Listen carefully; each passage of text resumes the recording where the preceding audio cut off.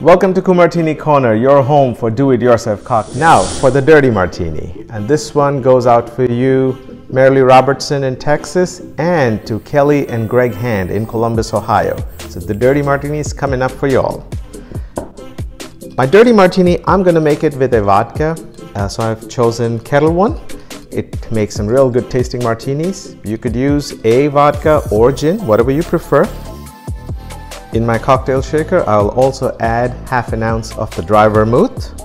And here is the key ingredient for your Dirty Martini, olive brine. Just 2 or 3 teaspoons is good enough based on your taste. So I'm adding that.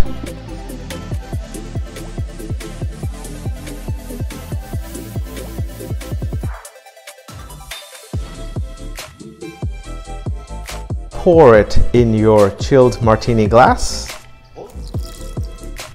You see the difference in color? It's got a little bit of a tint to it. Remember to stick in some olives. Some folks may also like some stuffed olives with blue cheese. Your Dirty Martini is ready, so enjoy it. Cheers.